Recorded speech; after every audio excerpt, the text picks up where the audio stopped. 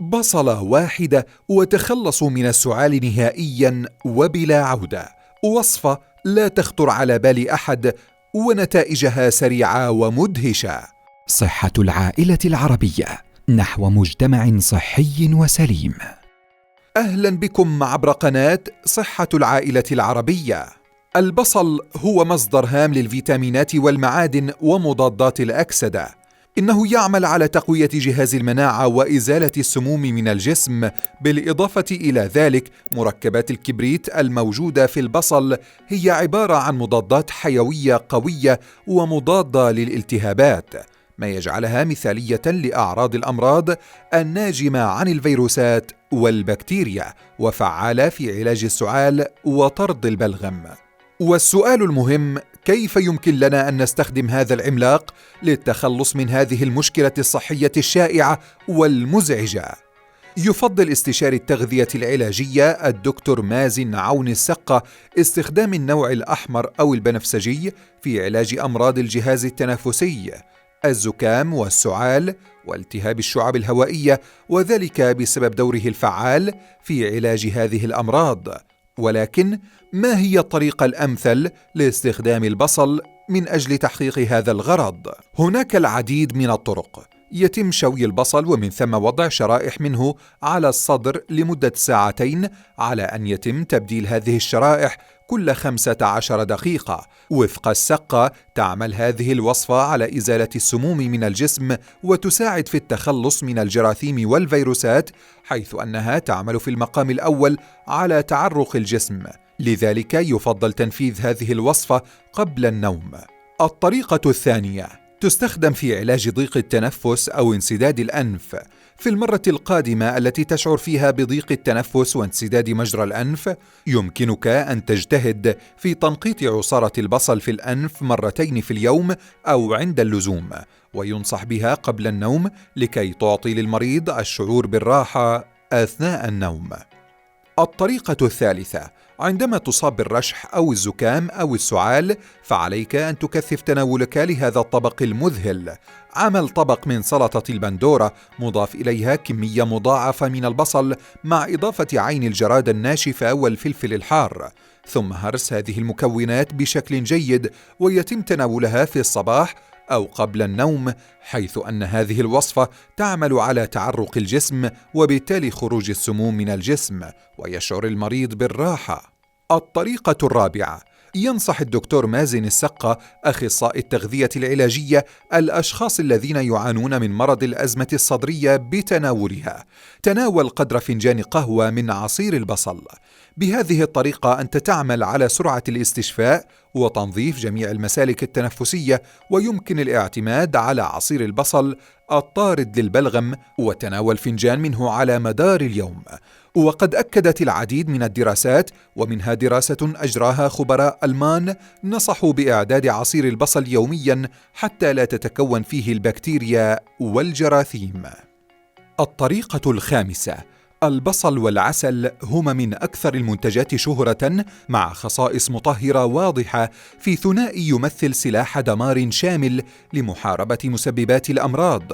وتناول عصير البصل المخلوط بالعسل يعمل على تنظيف الشعب الهوائية بشكل فعال، ويقوي ويحفز المناعة والحصانة، ويختلط بالفيتامينات والعناصر الدقيقة، وله تأثير مهدئ للسعال ويعمل على تحسين إفراز السموم. وقد تحدثت العديد من الدراسات العلمية أن البصل والعسل المضمون ليس فقط للعلاج من الزكام والسعال، ولكن أيضاً للوقاية المستمرة من الالتهابات الفيروسية التنفسية الحادة والإنفلونزا خلال موسم نزلات البرد، حتى إن الاستنشاق المنتظم لأبخرة البصل أثناء قطعه وطهيه يعمل كإجراء يمنع العدوى وينظف هواء الغرفة من البكتيريا المسببة للأمراض والفيروسات. نتحدث هنا عن جزئية خطيرة ومهمة، هذا الخطأ الذي يقع فيه ملايين البشر حول العالم عند استخدامهم للبصل.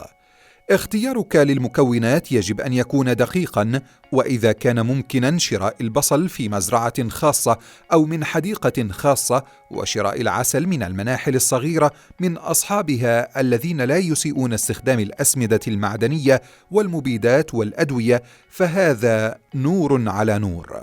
أما عن طريقة الاستخدام الأمثل، يطحن البصل بخلاط ويمزج العصير الناتج من العسل. خذوا الخليط، ويجب أن يكون ملعقة طعام 3 مرات في اليوم بعد وجبات الطعام. ونؤكد على أن نجدد هذه الوصفة بشكل يومي حتى لا يفسد البصل ويحتفظ بفوائده الصحية الرائعة. وعلى هامش هذا الفيديو، عندما تتناول البصل فإن خواص البصل تساهم في التقليل من التهاب الحلق والاحتقان. ونظرا لهذا المحتوى الغني من المغذيات الأساسية، يساعد البصل على الحد من وجود الفيروسات والبكتيريا المرتبطة بنزلات البرد والتهاب وتضخم اللوزتين. كما يحتوي البصل على مضادات الهستامين التي تحد بدورها من أعراض الحساسية. ماذا يحدث عندما يصل البصل إلى المعدة؟ يمنع تناول البصل الإصابة بقرحة المعدة، وذلك عن طريق التخلص من الجذور الحرة ومن خلال منع نمو الجراثيم، وتحديدا جرثومة المعدة أو البكتيريا الضارة، وهي أحد الأسباب الرئيسية للإصابة بقرحة المعدة.